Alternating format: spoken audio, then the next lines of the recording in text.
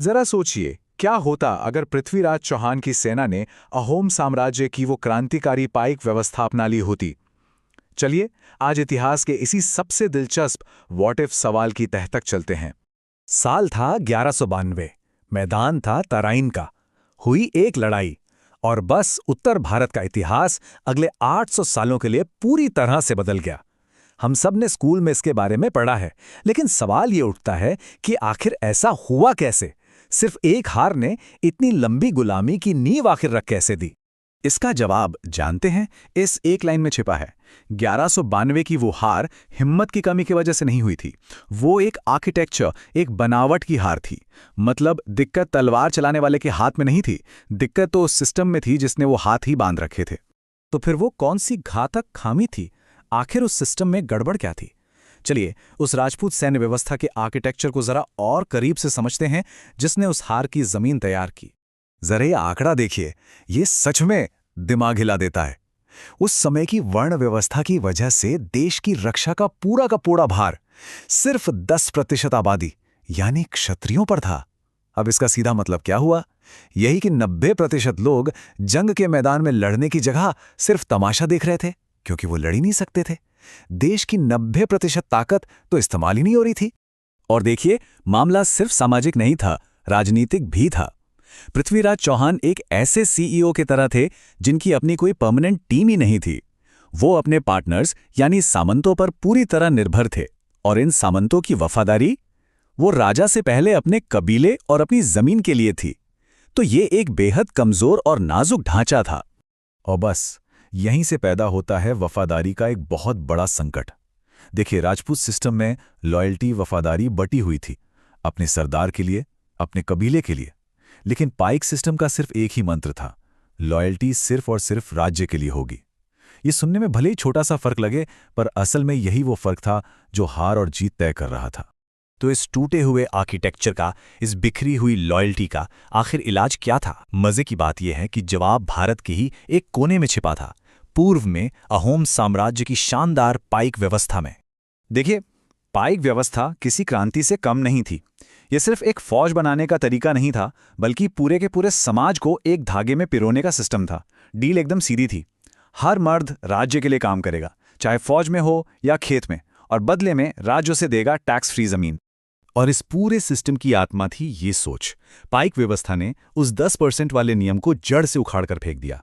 इसने साफ साफ कहा, मिट्टी की रक्षा करना किसी एक जाति का काम नहीं है, ये हर नागरिक का कर्तव्य भी है और हक भी। यहां प्रमोशन का आधार आपका सरनेम नहीं, आपका हुनर था। ये एक पूरी तरह मेरिट बेस्ड यानी योग्यता पर आधारित सिस्टम था। एक आम सैनिक भी अपनी हिम्मत और काबिलियत के दम पर हजारी का बन सकता था, मतलब 1000 सैनिकों का कमांडर। जरा सोचिए, इससे लोगों में कैसा जोश और जज्बा भरता होगा। ये टेबल एक तरह से दोनों सिस्टम का स्कोर कार्ड है। एक तरफ है राजपूत शासक व्यवस्था और दूसरी तरफ अहोम राज्य व्यवस्था। अब चाहे फौज का आधार देख लीजिए, वफादारी का केंद्र देख लीजिए, या कमान का तरीका, हर पैमाने पर राज्य व्यवस्था कहीं ज्यादा मजबूत, गहरी और असरदार थी। और इस पूरे सिस्टम का दिल थी दो पूरा क्रांति। हर सैनिक को राज्य से मिलती थी दो पूरा टैक्स फ्री जमीन। इस एक कदम ने एक आम किसान को किराएदार से सीधे जमीन का मालिक, एक स्टेक होल्डर बना दिया। अब वो राजा के मान के लिए नहीं, अपनी मिट्टी और अपने घर के लिए लड़ रहा था। अब दांव पर उसका सब कुछ लगा था। तो चलिए, अब समय में वापस चलते हैं। साल 1192। मैदान वही है, तराइन का, लेकिन इस बार तस्वीर पूरी तरह अलग है। पृथ्वीराज की सेना अब पाइक सिस्टम से लैस है। अब देखते हैं इस रीमैच का नतीजा क्या होता है। देखिए, असल इतिहास में क्या हुआ था। घोरी ने पीछे हटने का नाटक किया और राजपूत सेना व्यक्तिगत शौर्य दिखाने के जोश में अपनी फॉर्मेशन तोड़कर सीधे जाल में फंस गई। लेकिन एक पाइक सेना, वो व्यक्तिगत हीरोइज्म के लिए नहीं लड़ती, वो एक यूनिट की तरह, एक स्टेट के लिए लड़ती है। वो अपनी जगह पर लोहे की तरह जमी रहती, लालच में आकर जाल में कभी नहीं फंसती। और इतना ही नहीं, उनकी रक्षा करने की ताकत तो कई गुना ज्यादा होती। 4-4 सैनिकों की गोट यूनिट अपनी ढालों से एक चलती फिरती दीवार खड़ी कर देती। सेना की जो लेबर फोर्स थी वो दुश्मन के घोड़ों के लिए रातों रात खाइयां और कीचड़ के दलदल तैयार कर देती और फिर अचानक छिपी हुई टुकड़ियां निकलकर दुश्मन को पीछे से घेर लेती।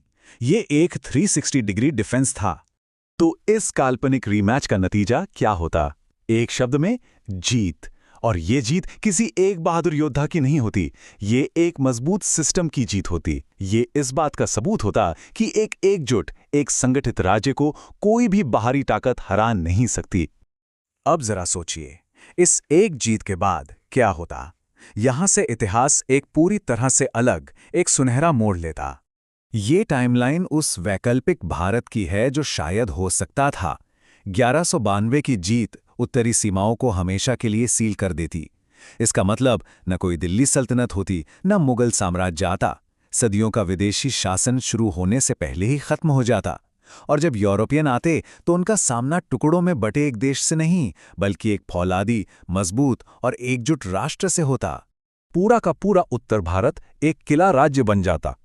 लेकिन ये कोई एक बड़ा सा किला नहीं, बल्कि लाखों छोटे छोटे किलों का एक मजबूत जाल होता। हर गांव एक फौजी अड्डा होता और हर किसान एक सैनिक। ऐसे देश को जीतना नामुमकिन था, क्योंकि दुश्मन राजधानी तो शायद जीत लेता, पर हर एक गांव से लड़ाई कैसे जीतता। और इस बड़े बदलाव में पृथ्वीराज चौहान भी बदल जाते। वो सिर्फ राजपूतों के राजा नहीं रहते, वो हर जाति, हर वर्ग को साथ लेकर चलने वाले लोगों के नेता बन जाते। और यही है इस पूरी कहानी का सार। ये एक नाजुक, व्यक्ति पर निर्भर शासक सिस्टम का अंत होता और एक फौलादी, अजय स्टेट सिस्टम का जन्म होता, जहां ताकत किसी एक राजा के पास नहीं, बल्कि पूरे सिस्टम के पास होती है। तो आखिर में सवाल सिर्फ एक ही बचता है, क्या किसी देश का सबसे बड़ा हथियार उसकी मिसाइलें और टैंक होते हैं, या फिर उसके समाज को जोड़ने वाला उसका अपना ढांचा? क्या एक मजबूत सामाजिक आर्किटेक्चर ही सबसे बड़ी ताकत है? इस पर सोचिएगा जरूर।